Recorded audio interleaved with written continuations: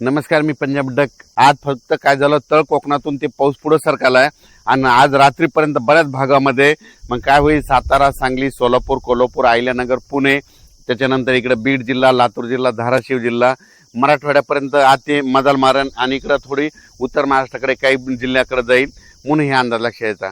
पण आजपासून सगळी संपूर्ण महाराष्ट्रभर जाणार नाही. 14 तारखेपर्यंत दररोज वेगवेगळ्या भागात दररोज काय होईल, पुढे सरकत तो मान्सून प्रवास करणार आहे म्हणून हा अंदाज लक्षात यायचा.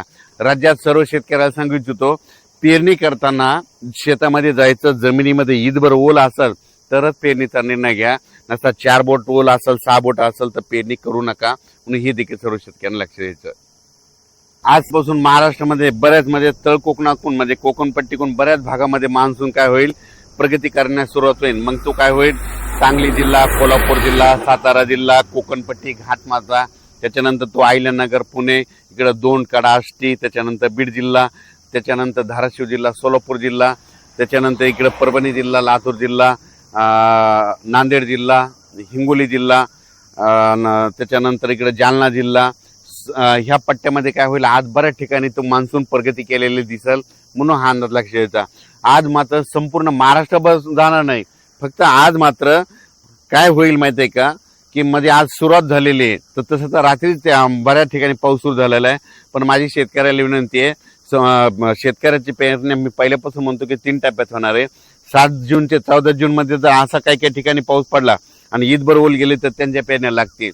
त्याच्यानंतर काय होईल, 20 जून शेवटच्या आठवड्यात, जूनच्या 20 जून त्या 30 जून मध्ये एक पाऊस येईल, त्याच्यामध्ये पेरण्या होतील. आणि त्याच्यानंतर त्याच्यातून जर काही शेतकरी उरले तर 10 जुलै ते 15 जुलैमध्ये पाऊस येणार आहे आणि त्याच्या शेतकऱ्याच्या पेरण्या होणार आहेत म्हणून हा अंदाज लक्षात यायचा. मान्सूनचा पाऊस आहे, तुम्हाला सांगतो की लातूर जिल्हा एक त्यांच्या पेरण्या लागतील, कारण की काल देखील खूप पडला आणि आणखी तिकडे देखील आहे. धाराशिव जिल्हा, बीड जिल्हा, परभणी जिल्हा, नांदेड जिल्हा, हिंगोली जिल्हा, त्याच्यानंतर सोलापूर जिल्हा, सांगली, त्याच्यानंतर सातारा, कोल्हापूर, अहिल्यानगर, पुणे, ह्या पट्ट्यामध्ये मात्र मान्सून चांगला सक्रिय होणार आहे. त्याच्यानंतर विदर्भात पण काय होणार आहे, यवतमाळ जिल्हा, वाशिम जिल्हा, त्याच्यानंतर वर्धा, नागपूर, भंडारा, गोंदिया, चंद्रपूर, अकोला, अमरावती, बुलढाणा, ह्या पट्ट्यामध्ये चांगला आहे मान्सूनचा पाऊस चांगला सुरुवात करणार नाही आणि यांच्या देखील मात्र पेरणीला चांगला योग येईल म्हणून हे देखील लक्षात येतं. काल देखील तुम्हाला सांगू इच्छितो की मी धूळ पेरणी केली होती कापसाची, ट्रॅक्टरद्वारे कापसा पेरला आणि मला माहित होतं आमच्या गावाला पाऊस येणार आहे आणि ते पडला देखील पाऊस. आणि आज आणि उद्या पडला की झाला आमचा कापूस निघतं, ते निघाल्याच्या नंतर त्याचा देखील मी व्हिडिओ करणार आहे म्हणून हे लक्षात घेतं, हे सांगू इच्छितो. आणि शेतकऱ्याला परत सांगू इच्छितो की शेतकऱ्याच्या पहिल्यापासून म्हणतो की 3 टप्प्यामध्ये पेरणी होणार आहे. एक पहिला 7 जून ते 14 जूनच्या दरम्यान जिथे जास्त पडेल त्यांच्या पेरण्या ईदभर ओल गेली त्यांच्या पेरण्या सुरू होतील. 20 जून ते 30 मध्ये एक पाऊस पडणार आहे, त्यांच्या परत एकदा लागते आणि त्याच्यातून जर काही शेतकरी उरले तर 10 जुलै ते 15 जुलैमध्ये एक पाऊस येणार आहे, त्याच्यामध्ये पाऊस पडेल आणि त्याच्यामध्ये पेरण्या होती.